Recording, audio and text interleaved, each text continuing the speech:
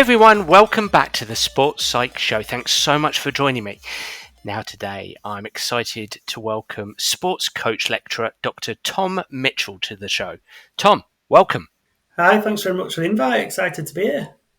Super excited to have you on. We're going to be talking all things psychosocial development within English soccer. You've got a new paper out, yourself researching alongside some superstars, actually, Tom. You've got some fantastic support researchers. But before we get on to that, tell us a little bit about yourself.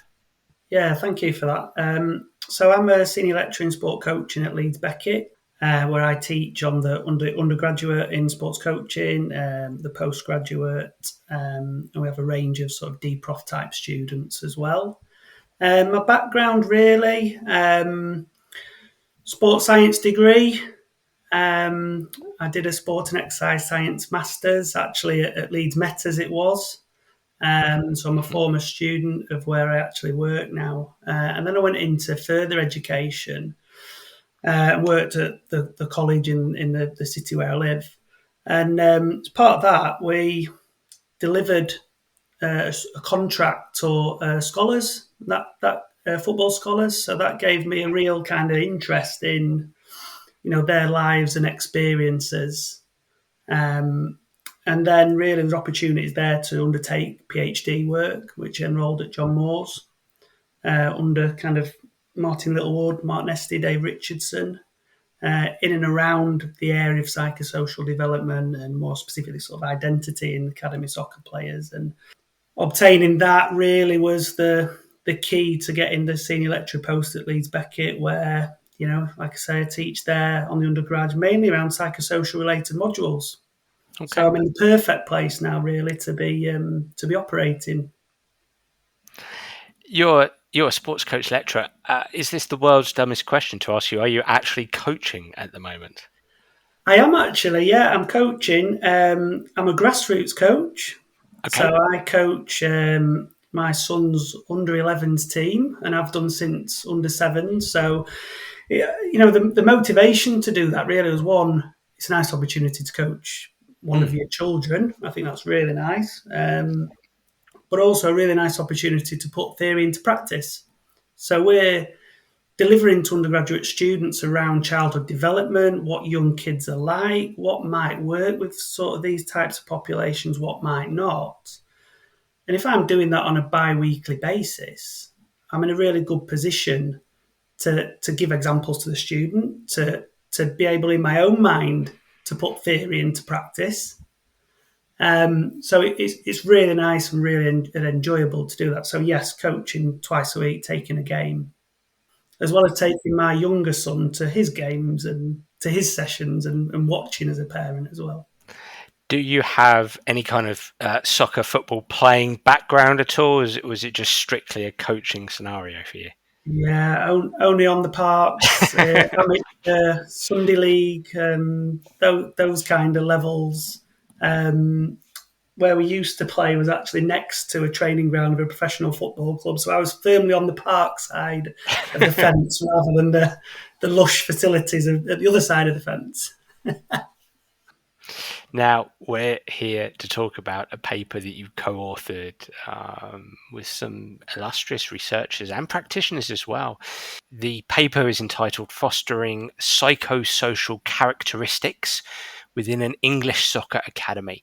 And you were the lead researcher, and your co-authors were Ian Calburn, David Piggott, Martin Littlewood, Tony Cook, and Kevin Till. Let's start by defining psychosocial. I think that's the first word that might scare some coaches. When we talk about fostering psychosocial characteristics, what does psychosocial mean? And then we can perhaps unpack the history of this project. Yeah, it's a really good opener, to be honest, because the term psychosocial skills, characteristics, assets, values, and all those kind of things, it's a potentially a bit of a confusing world to be in and around. And okay. in my for my own clarity, you're having to read around the subject and you're getting all these different terms. And for myself, I've landed on sort of Adam Gledhill's work, and that sits best with me for me to understand. So psychosocial really is the interplay between the psychological skills that people may have or characteristics that they may have, and how they may interact with the environment that these people are in. And in this case, in this paper, it would be a football academy. Yeah.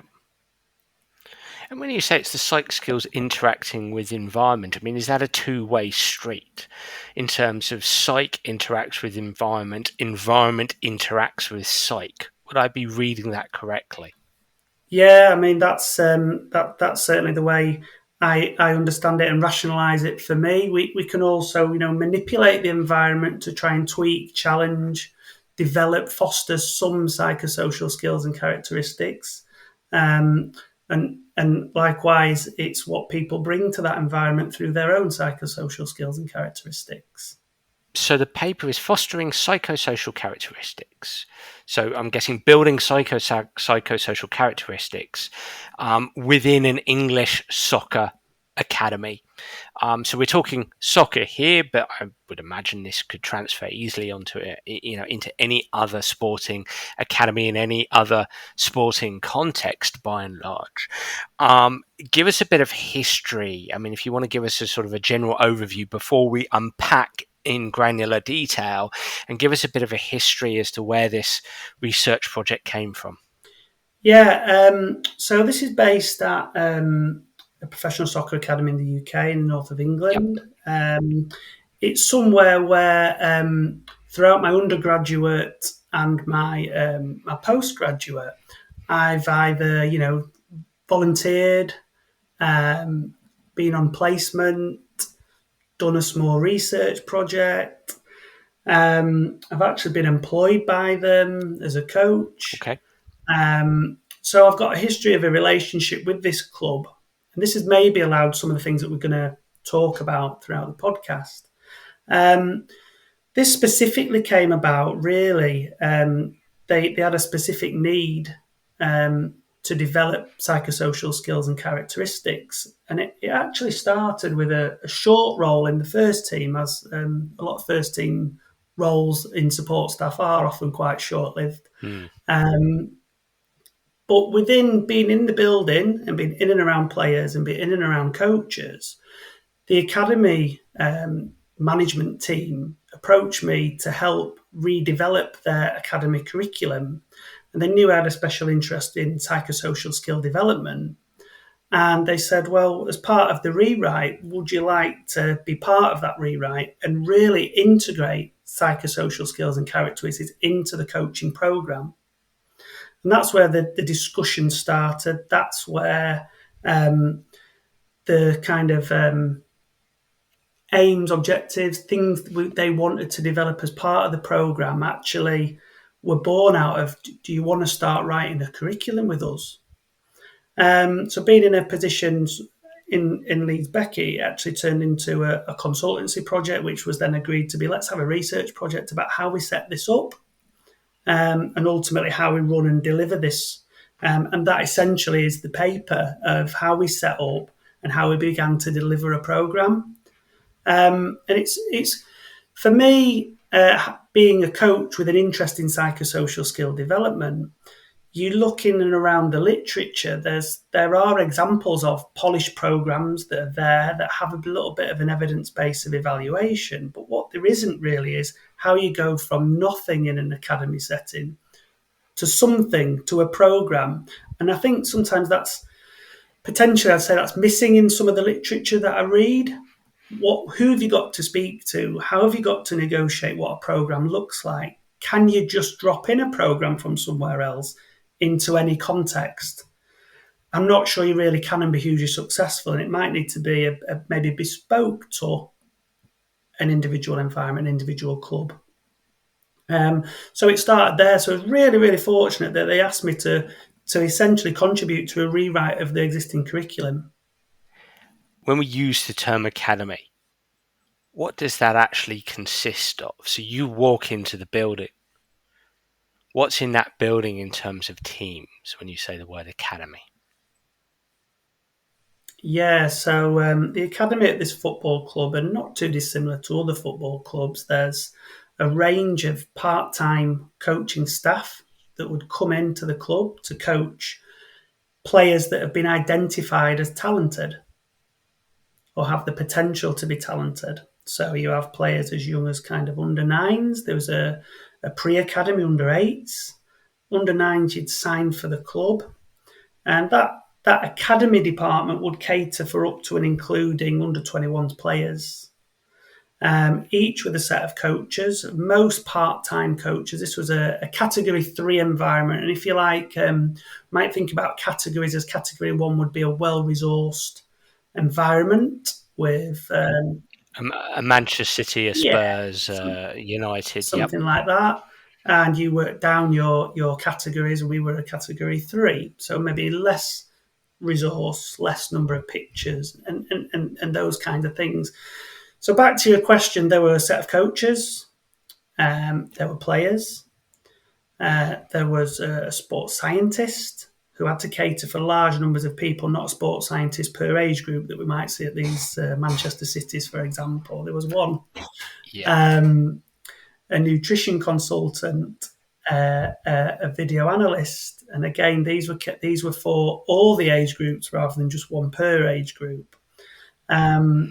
And then myself got on board. There was an academy manager who sort of coordinated it all, a head of coaching who had some responsibility for coach development and a CPD program for coaches. So a number of staff, physios, medical department as well. So a number of staff, mainly part-time, which is probably a reflection of the resources. And I was included within that part-time kind of setup. And so important to note here. I mean, listening to you, under eights being a pre-academy. You walk in the building, there's an under eights, that's a pre-academy. Then there's under nines to under 21s in this category 3 professional academy. Thus, there's a sports scientist, nutritionist, video analyst who works across. They work across multiple teams. There is a medical department with physios. Coaches are. Just about all of them, I'm assuming, are part-time, with a few of them at under 21 to maybe under 18s are full-time. Yeah, under 18s and 21s were full-time Okay. employees and full-time members of staff. The rest were part-time. So some of those may have been a teacher by Yeah. day and then come into the academy on an evening. Some in a range of Yeah. professions coming into the academy on an evening to coach. Yeah, and just briefly disseminating between. I mean, there'd be a bunch of things that disseminate between a category 1, category 2, category 3, category academy, but category 1 will have more millions of pounds more to spend. They'll have far more pitches. They'll have indoor pitches, for example, and obviously a certain quota of staff across all teams. So that tends to be the difference there. And I know it's important, and you want me to emphasise that you're a coach, you're a sports coach lecturer. You're not who very much researches the psychosocial side of things. You're not a sports psychologist, and that was very clear from the outset, wasn't it? That you're not coming in being a sports psychologist, but you're covering a lot of what a sports psychologist might do with coaches. Yeah, that's correct. I mean, ultimately, I was involved in a coaching program and ultimately involved in the psychosocial aspects of that program and influencing what happened on that program and making judgments as to whether these things are working, whether they're useful or not. So, yeah, that was me. And what I'm really fascinated with is this idea of actually really taking that granular look of going from nothing to something, because I know the many coaches listening in, the many volunteer coaches or volunteers who are involved in sport listening in, one of the things that I hear in terms of their challenge is, well, how do we do this? How do we do this, Dan? Because, we're not as well resourced as a Manchester City or Manchester United or New York Yankees, or, we don't have those resources. So how can we introduce psychology, psychosocial factors, skills and interventions into our programs?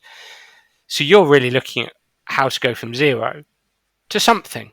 Not zero to world's best, but zero to something. So tell me, you walked into the building. Where did this start? What were the first conversations? What first happened? Yeah, I mean, so as time in the first team was coming to an end, the academy manager said, "Right, we've got a great opportunity for you. If you want to stay involved, we'd like you to stay involved in the club. Mm. We're looking at rewriting the curriculum. Are you interested?" And immediately, yeah, it's a great opportunity to be invited to do something like that. Traditionally, speaking to other people, people interested in psych are usually left away from the coaching team and to do something else, and hidden in an office down a corridor or something like that. But I was, had some really good existing relationships with senior members in the academy. And my first kind of questions really were, well, what do you want to develop? What do you think you need me for? And some of the things that the coaches were saying was, when we're releasing players at different ages, often it isn't their technical ability, their ability to control a ball or pass a ball or run. It's often factors associated with their psychosocial development or certain skills they might have, or certain deficits that might be in place. And also, they also noted that they wanted to get better at psychosocial skill development. They wanted to develop stronger people. They wanted to develop certain psychosocial skills and characteristics. So that was really important to know kind of where I sat and the sort of things they want.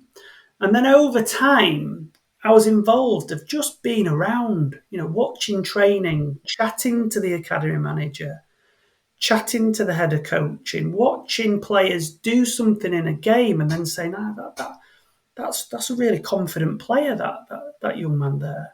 Yeah, it is. And then we started to just discuss lots and lots of different characteristics. And my role, really, as part of developing a curriculum, was really around how do I package all these things we're talking about into something that's actually useful for coaches on the ground. So when we're watching players, we would talk about loads of different things in loads of different orders. That was a bit of resilience, so we've seen a bit of communication there. And at training, that person's really responsible. They're always early. They're always trying to help me out. They're always asking a question. And when I speak to them after the game, they give me some really good answers. So we had coaches had some really clear observations about what things looked like, what good looked like, but still it wasn't in a systematic delivery package. And that was where really I started to come in. That was the initial kind of discussions. I'm going to reflect back a few things I've heard there. When you walked into the building, so to speak, you asked initial questions Yes. around, well, when you think of psychosocial characteristics, what do you think of? And the coaches were talking about, we can release players not because their first touch is poor, but because of some of these psychosocial characteristics. And you spent time observing, training. You observed the coaches, you observed the players, you observed the interactions, I dare say. You probably observed some coaching meetings. You instigated conversation and perhaps helped the coaches to notice some behaviors that might relate to the kind of psychosocial characteristics that might be useful to continue a conversation about. So you're kind of uncovering psychosocial characteristics. And all the while, you're also having a conversation around, well, when we talk about these psychosocial characteristics, which we'll come on to in a second, you've alluded to some already, what does good look like with these? So as an example, well, there's, as you mentioned, somebody over there is playing pretty confident, and their conversation around that can give us clues as to what good looks like. No question there, but just a reflection back of what I was hearing. Did that kind of sum up the initial processes here? Yeah, that was the initial process. And it was mainly with more senior members within the academy, like the head of Okay. coaching, the academy manager. That was kind of the initial kind of discussions, tentative suggestion. Okay, is this something? Let's say confidence. Is this something we think we want to have a focus on developing, and is it other things? So we got kind of a first draft, if you like, of a list of potential things we might want to focus on, and some of the things that they might start to look like. So I think I put in the paper it was kind of practically driven from their expertise, and Gotcha. I offered the theory side of it and said, well, okay, well, there's some theory to support that, and so we had this kind of almost triangulation, if you like, of okay, well, yeah, this sort of thing could work. And then the stage beyond that was opening that up via a coaches meeting to the academy coaches at different ages, who would then, we'd have a chat about, okay, well, this is me, this is the initial list we've got. Would you add some? What do you think these look like? And it got their input in co-creating what is in the paper as the 8 pillars. Um, and so that was kind of partly driven by me and what I've read and the influences from me, and also from the coaches themselves. So I make no claim that I'm not saying confidence. I've not invented confidence, and I've not invented concentration. But they were the things we all thought were important. Mm. And there's 8 because there was 8 things that coaches and myself thought were important. If there were 5 things, then we'd have put 5 things in. But that co-creation with staff and myself was really, really important, and it had loads of benefits. Actually, getting an idea of what we want to develop, because they're creating their own curriculum, the coaches, and I'm helping empower them to have part of it. They felt part of what was being developed rather than somebody like me walking in and going, right then, guys, we're just going to deliver this sort of stuff. Yeah. They were part of it. I love that idea of practically driven from expertise. Was there an overarching facilitation at any point, Tom? I mean, did you at any stage have all of the academy coaches in the room and brainstorming happened, or was that brainstorming a sort of a process of mini meetings and many bits of Mm. feedback, if you like, on emails and documentation? Uh, what was that? What did that feedback process look like? Yeah, so that kind of process was all the things you've probably described there. It was canteen coffees. It Mm, was side of the pitch coffees on a freezing cold evening. It was formal emails. It was all those things. It was okay. watching training and having a chat to one of the coaches. It was all those things. It was WhatsApp. It was everything to get me for as much information as I can, Mm, and also to allow as much opportunity for coaches mm, to talk about what's important to them, mm. and also going through a lot of coaches. It was around what's it look like for a 9-year-old. What does it look like for a 16-year-old? Okay, right. So I'm getting more of an idea of the experiences of these different populations and the little mini environments they're in. When you said, and please excuse me, I'm just exploring this in as much granular detail as possible. When you said the floor opened up for the academy coaches, so the age group coaches, the under 11s, the under 10s coach, again, was that done through a process of, hey, Joe, will you send us some ideas on an email? Um, or again, was that when you opened it up to all of the academy coaches, was that you having a coffee with them, an informal meeting or a formal meeting, or again a big room facilitation?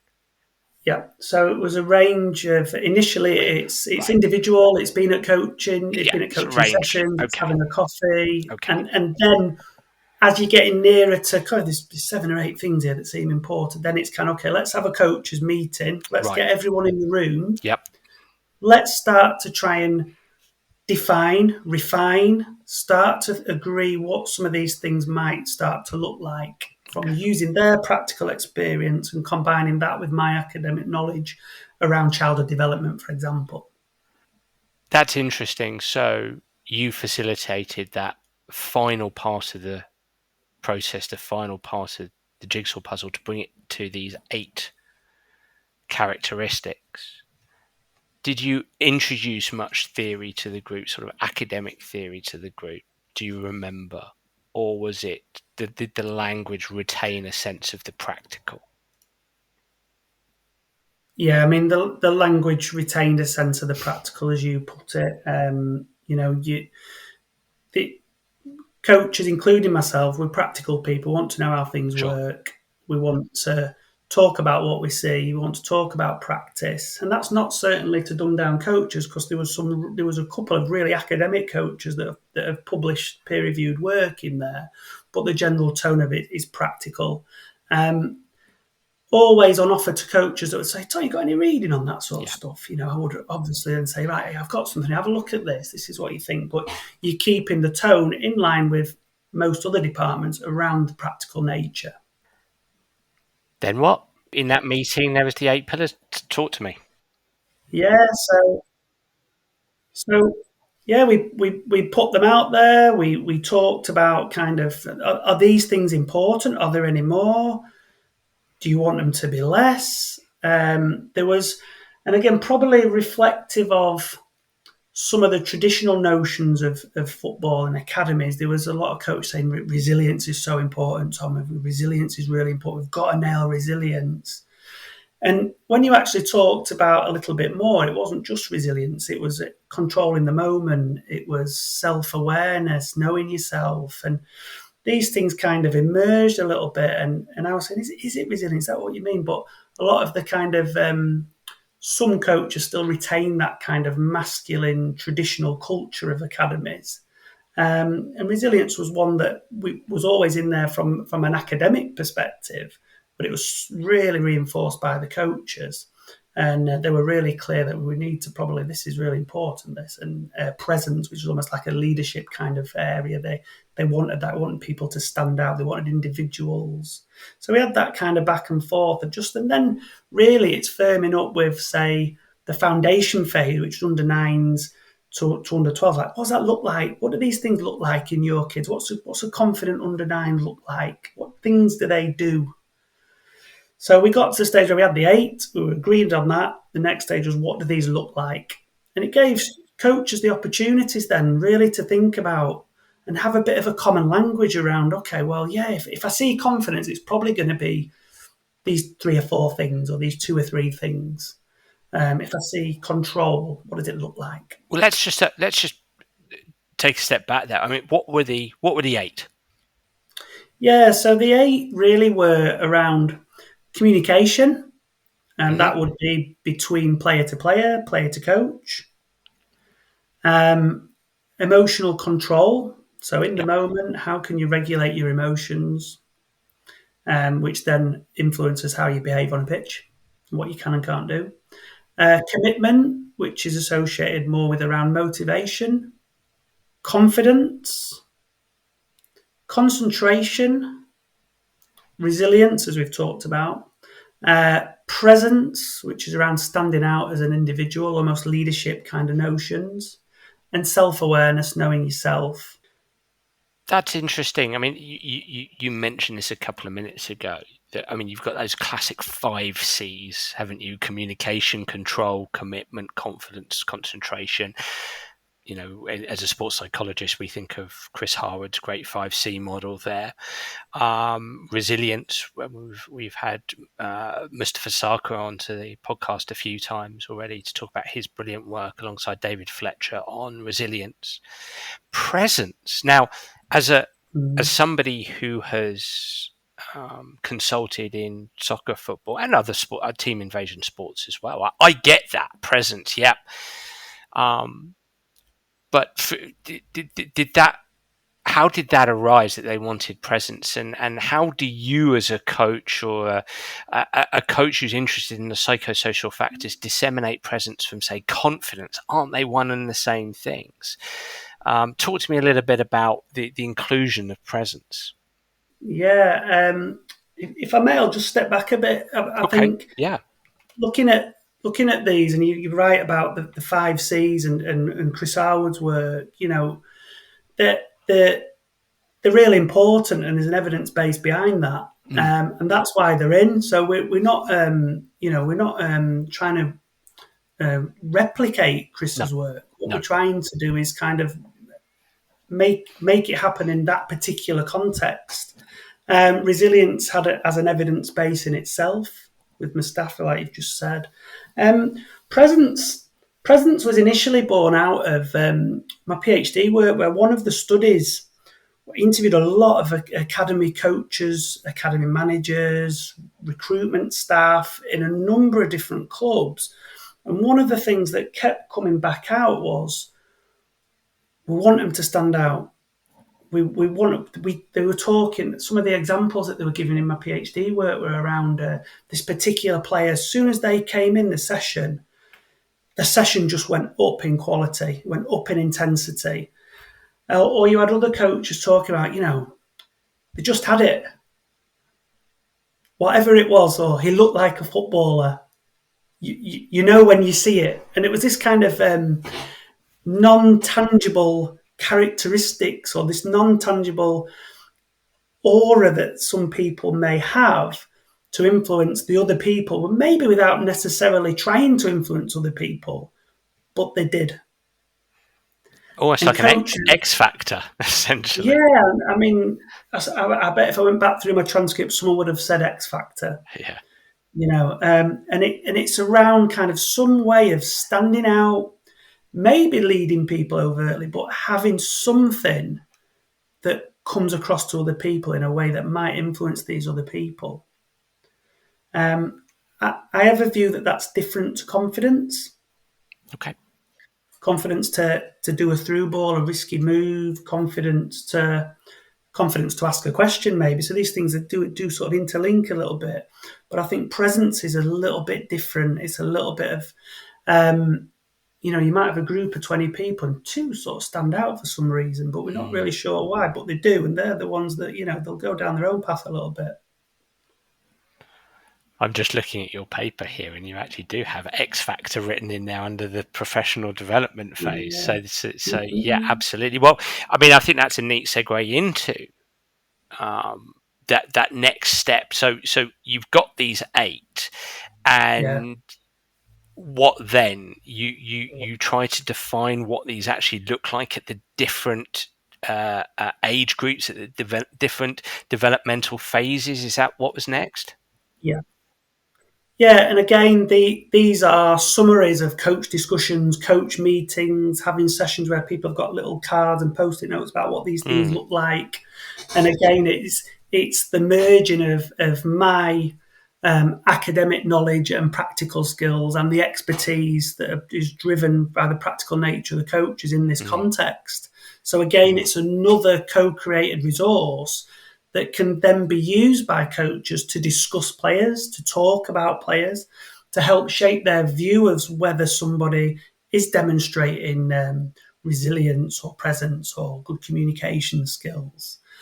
And combine that with my sort of knowledge around childhood development and my interest around childhood development. You have to stage these. We can't expect a 9-year-old to develop to display communication skills at the same level as, say, a 20-year-old, for example. So these have to look different at different ages and stages. So we kind of agreed that back and forth until we had these. Now, are they perfect? I don't know. Did they work? Yeah. Did it give coaches something to talk about? Did I hear coaches more talking about these things as we're in meetings or as we're chatting with coaches or on a WhatsApp group with coaches? Yeah. And it was a really useful tool to start to frame people's views of what these things look like.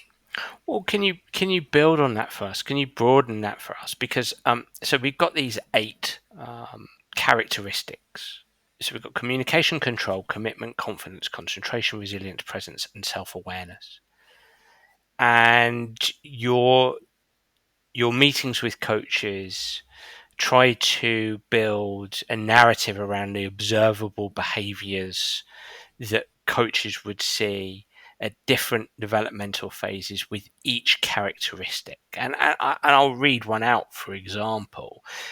Concentration at the foundation development phase. What age is that, Tom? Foundation? So that might typically be under nines to under 12s. Under 9s to under 12s. So the observable behaviors that coaches would look out for would be respond and would want to coach, I'm assuming, would be respond quickly to instructions, show understanding quickly, do not need to be told new information many times. And then at the youth development phase, so sort of around 14 years of age, 13 to 15, 16, adapting correct positions in open play, stay focused when tired, anticipate movements of opponents, quickly refocus after a break in play. So real cognitive feel, as you would imagine, that concentration would have. And then at the professional development phase, which is the academy scholars, the 17, 18s right the way through to 21s. Yeah, Yeah. yeah. Yeah. So that's communicate information to others. Winning high percentage of personal battles in games, accurately recognize a range of cues and triggers. So again, that cognitive feel, but also a team feel, a communication feel, and also almost like a toughness feel as well. Winning those personal battles. So that's what this document, that's what this research paper houses, is these observable behaviors. So did the coaches? I mean, did they have something written down on that classic coach clipboard or something that where they were looking out for these and they wanted to find teachable moments with these? How did this play out in the real world on a wet Wednesday night where you were? Yeah, so what we had to do with these is, I mean, you're right, these can quickly go in the back of a file, can't they, and be Yes. stored away Yeah. somewhere, and, the nice thing to save on your laptop. What we had to do with these is, part of my role was, we need to make these deliverable. We need to look at these observable behaviours and provide opportunities for people to display these, but also teach them some of these skills that they could actually be in a position to display these in the first place. So it gave us the startings of the curriculum of what it would start to look like on a weekly basis. We want to see this. These are almost our mini objectives, if you like. These then need to be taught and provide players with opportunities to test some of these out and practice some of these in training. And so these observable behaviors of the 8 pillars fed into session design. Yes. So that was the idea. These were in effect what we want to see. Yeah.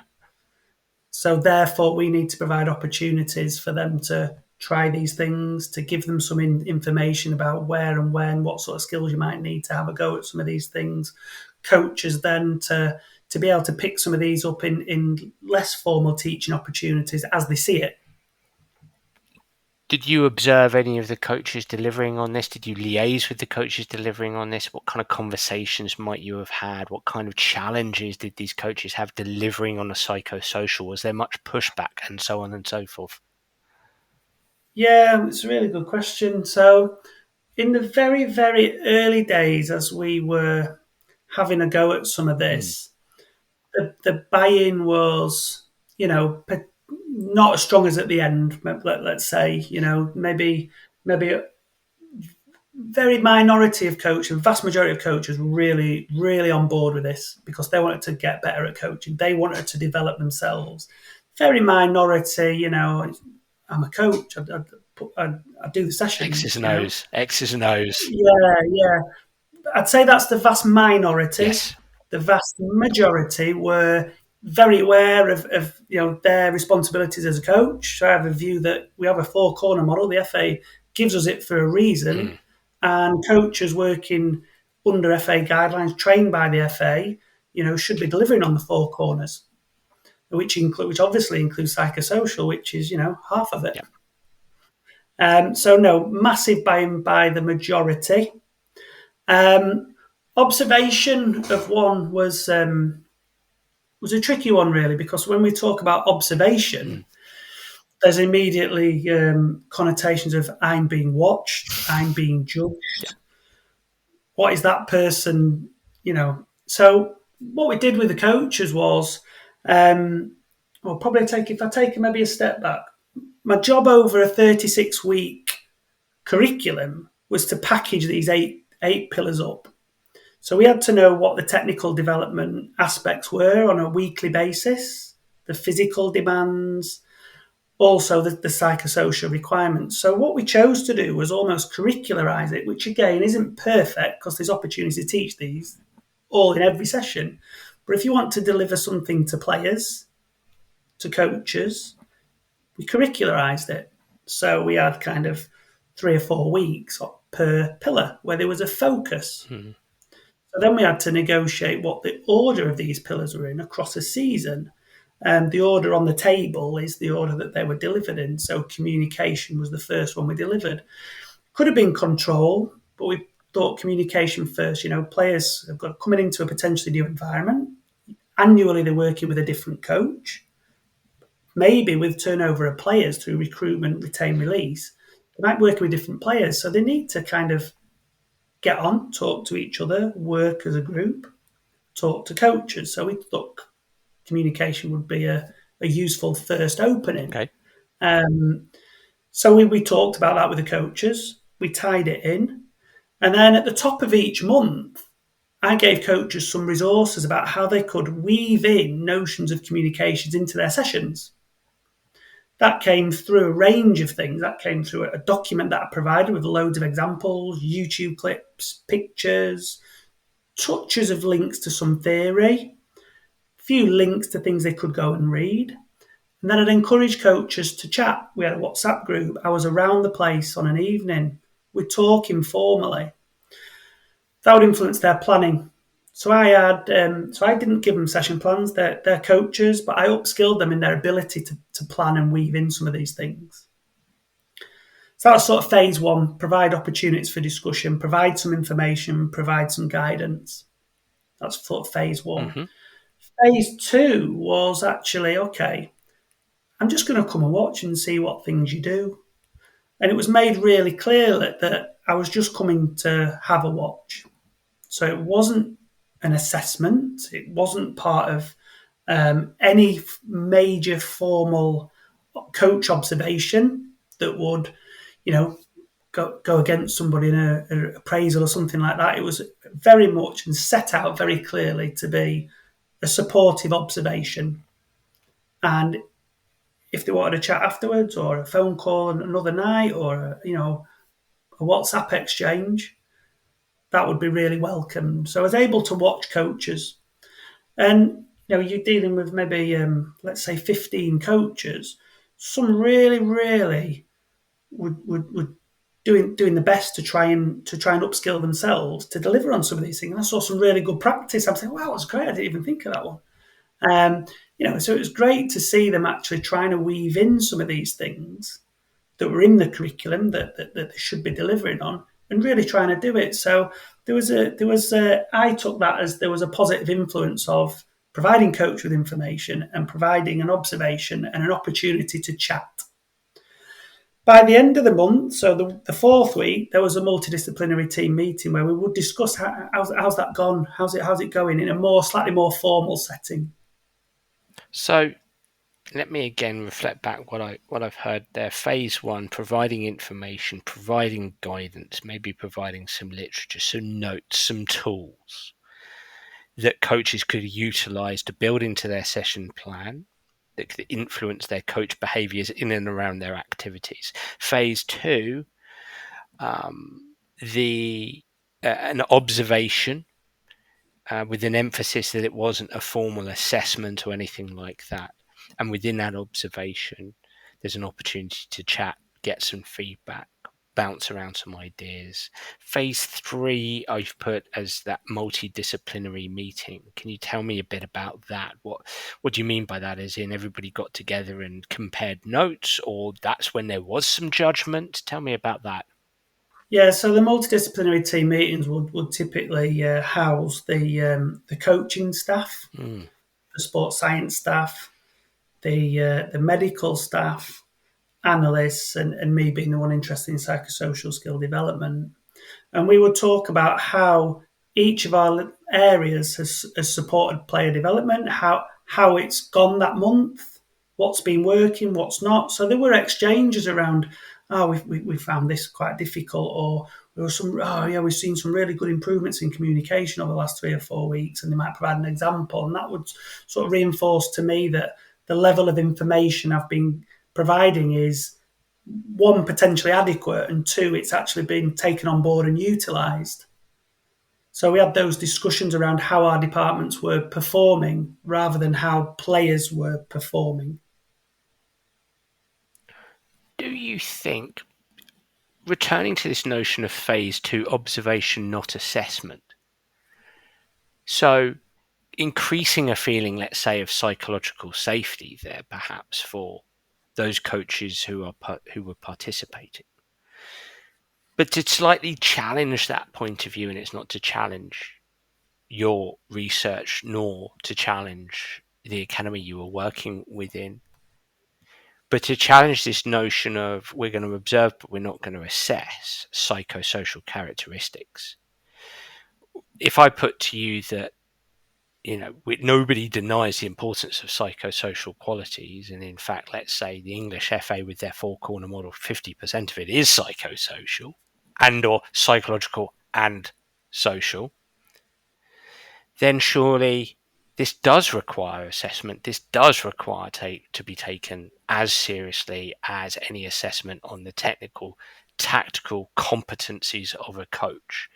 Coaching is hard, it's tough, it's brutal, and absolutely all that exists. But surely this is as important and thus requires stretch, not just support, but also stretch and competency assessed. Yeah, I mean, I completely agree, and I think you're totally right, especially with the FA guidance and the resources available from the FA.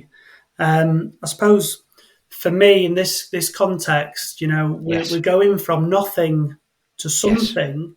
Yep. This paper is very early days in terms of, again, going from nothing to something.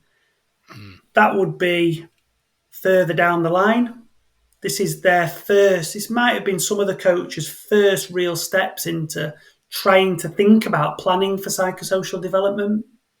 Yep. So I would say in the process of all this, it would be too early to start challenging, putting in assessments, maybe even adding a score to a coach's performance on psychosocial skill development, because it would probably be some of the coaches' first forays into this area. And I think the contextual knowledge of knowing that coaches are part time, knowing Mm. that coaches are potentially, bombing down the motorway from a job to get to training, you're potentially asking a bit much in that context. If I can give them some tools and make some steps towards valuing, planning, trying to deliver on, and then having a chat about it, for me that was success and progress. Bearing in mind you're coming from nothing. A question here that's just reversing up a little bit on the delivery of this. The difference between coaches influencing psychosocial factors from an environmental perspective. So intervening from an environmental perspective versus intervening from a coach behavioral perspective, as in overt coach behaviors such as body language, etc., to coach feedback, questioning, style of instruction, etc. When you were observing, did you notice whether the coaches preferred one particular way of influencing psychosocial characteristics? Was it predominantly through the environment they create, or through the coach, or through their behaviors as coaches? I know the two can be intertwined, but Mhm. was there anything that you noticed there? Yeah, I mean, there was a range. I mean, probably the bit we're talking about now is giving them information was around kind of pedagogy, Yeah. practice design, behaviours. Okay. We progressed on to okay, the wider environment. What is it like as soon as that player has been dropped off by the parent Mm. to the moment they leave and beyond? Because we have all these apps and we have communication and things like that. We actually work to try and plan the environment or plan things we could manipulate in the environment that would hopefully have an influence on psychosocial skill development. And again, through a similar process, through discussion, through meetings, we came up with around 40 something different things we could do within the environment Wow. to have a kind of a planned, implicit approach to psychosocial skill development that didn't necessarily feel like training or being taught something. Real simple example, um, communication. We got players to warm up on a Saturday where there were different age groups, warm up together, talk to each other, have different coaches delivering it, Mm. provide some of the older boys opportunities to actually deliver aspects of team talks and things like that. Mm. So you're not necessarily teaching them communication skills, but you're giving them opportunities to do that through the environment. We came up with, like it was 40 something. There were 5 or 6 for each pillar of things that we did and planned to put in. Promote resilience by prepping somebody up with some skills to manage themselves and playing them up an age group and telling them why and then reflecting on that afterwards. Something you haven't mentioned. You haven't mentioned the dreaded word workshop. We've talked about facilitation. Did this involve any workshops with coaches? Yeah, we did. We did. We've had workshops with coaches, meetings with coaches. That was really important, especially in the outset and early on. And there were kind of almost these mini meetings within the multidisciplinary teams once a month. So we were often in classrooms together, in meeting rooms together, talking about some of these things. Certainly early on, to introduce the 8 pillars, the polish program, coach workshops, coach development was a big part of supporting the coaches. And I suppose an obvious question would be, I mean, respecting that you limited yourself to a certain scope, that scope being working with and through coaches, maybe because that was just what the project was all about, maybe because you felt comfortable doing that because you're not a sports psychologist. So there was no, would I be understanding this correctly? There was no direct intervention from yourself or any sports psych with players at all. And if not, do you think that influenced this research project or the findings? Yeah, to complement the coach development Mm. efforts and energies, Mm. there were aligned player workshops, so educational workshops for Okay. players. They were aligned at every age Okay. group. So on the same week, the curriculum said it was a communication week or period. Okay. The coaches would get resources around communication, for example, and players would get educational workshops and activities within there. That might be videos, that might be little group Yeah. tasks, that might be creating a glossary of terms that were usable in every particular age and stage. So player workshops was certainly a key driver in educating the players that these things are important. These are what they might look like. And then that's aligned to the coaches, aligned to the curriculum. So it was kind of multifaceted and kind of addressing it from as many aspects as we could. What was really good about those player workshops was, we could really see them as kids away from a football context and just isolate the psychosocial skill in Mm, itself and talk to them mm, about it. Why do you think it's important? What do we do?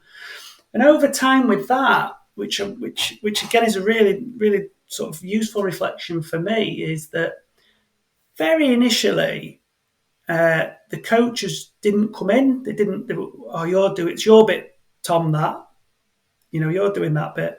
And I said to the coaches, why don't you come mm. in? Why don't you be part of this? It's really useful.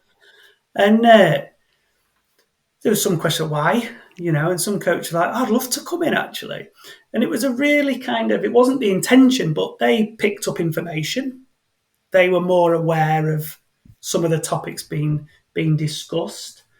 They then, I mean, some of these coaches were thought they'd had a career in professional football. They were able to say, when I was a player, this happened, and they were able to give some really useful, really really good examples to these young players, and these young players would really listen to these coaches because they might have played 500 league games, for example. It's really important. Listen to them, not us.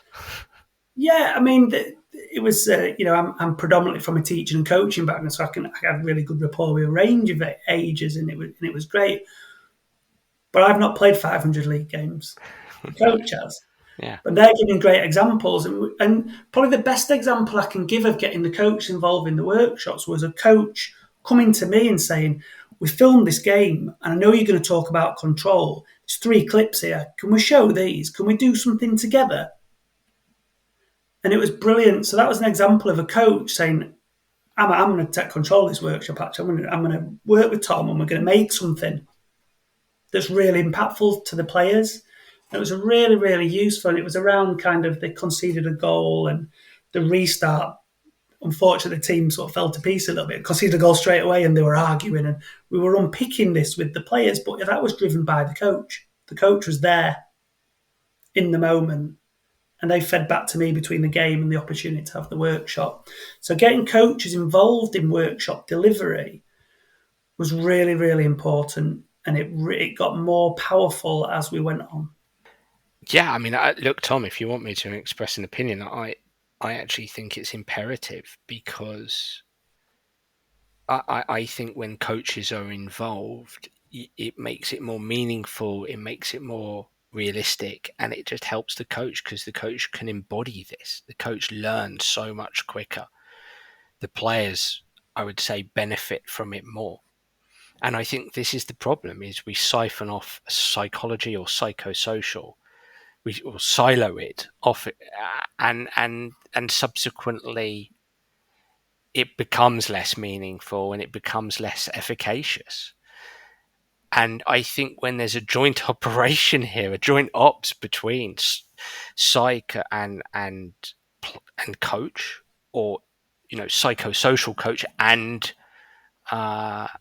coach, then that's a very powerful combination to deliver the psychosocial side. I really do. I don't think anybody should be siloed. I'm not convinced. I'm not suggesting it can't work to a degree, but I'm never convinced with the okay, on a Monday afternoon, you go off and you do your 2 hours with the psychologist, and the coaches nip off for probably what is a well earned cup of tea. But I think it's when they have, everybody's all in and delivering together. Just as I think actually the psych should be on the pitch, delivering stuff on the pitch and reinforcing and providing reminders and actually being involved with their boots on, their cleats on to a degree. I think the coach is best served being involved in a classroom environment as well. And I think that that's when it becomes very, very powerful. I think it's when you separate that then it loses its impact. In my opinion, that's not to suggest it wouldn't have any impact, but I think that when coaches are involved, wow, that becomes so much more meaningful. Yeah, I mean, going back to I totally agree. It's a Cat 3 club with limited resources. The best way to have an Mm, impact is work through coaches and work with coaches absolutely, because they're the absolutely. ones seeing the players 4 or 5 times a week. Yeah, Not me because yeah, resources didn't allow that. So to get them to help with design, agreeing with what things look like, being involved in the workshops, that made it all the more aligned and all the more powerful and all the more positioned all those efforts to have the maximum impact we could with the resources that we had. Yeah. Tom, conclude this for me. What were your, I suppose, overall findings here or thoughts once this research came to an end, and where is all this leading to for you, if not for the club? Yeah, so the initial sort of reflections were that coaches have got to be involved. So if people are considering beginning a psychosocial development program, for example, they need to get the coaches involved. And psychosocial development through coaching is doable. If you've got everybody involved and if you have those discussions and you make those connections, requires time. Time's a big one in resource. The amount of planning to create materials, design workshops, deliver workshops, observe, discuss coaches, on top of all the less formal activities like phone calls, WhatsApps, and things like that. It can be quite resource intensive. And I think having observable behaviours that are agreed, that are age and stage, is really, really powerful. You asked about, I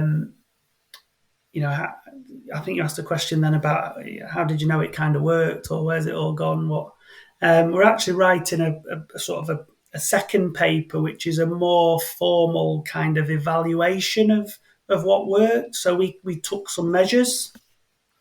So some of that has been presented at conferences, and largely, we had a range of significant differences across those pillars. So we took kind of repeated kind of measures of self-reports by the players. So we got some really positive results that further reinforced our views that some of these activities were having an impact. And that's currently under review somewhere now, and hope to be able to share those in more detail as and when. But we were happy. We were happy with the sort of data we were collecting and the results that were coming out. Gives us a reason for a part two to this conversation, Tom. Can't thank you enough for that. That was so interesting, and it's great to really break down the process of building these kind of practices across an academy, because I think there's few resources out there that actually take this from scratch and lay out how that can be done. So I can't thank you enough for sharing that with us. I know you will have tapped the interest of the audience. How can people find you and follow you and your work? How can they contact you if you wish to be contacted, and how can they find this paper? Yeah, thank you. So this paper is in the Sports Psychologist. It's there to have a look. There is, as every paper should be, on my staff profile. We have open access versions of these papers. So I work at Leeds Beckett. If you simply Google Tom Mitchell, Leeds Beckett, I'll be there. I am on Twitter at Tom_Mitch3. So that's my Twitter handle. And like I say, if you want to go on the Leeds Beckett website, my email's on there as well. I really, really, would welcome discussion, debate around the area of psychosocial development as well. It's a passion of mine. It's something that I think can go across all sports, all levels. So yeah, if anybody does want to get in touch, that'd be really, really welcomed. Well, Tom, I can't thank you enough for sharing this paper with us and everything that went with it. So thank you so much. Thank you. Thanks for the invite. Well, everybody, I really enjoyed that podcast. And I'd love to hear what you, the listener, think. So please do get in touch via Twitter or Facebook or through my website, danabrahams.com, to tell me what you think of the Sports Psych Show. And I'd be delighted to hear any suggestions that you might have. I'm already looking forward to next week's episode. Bye for now.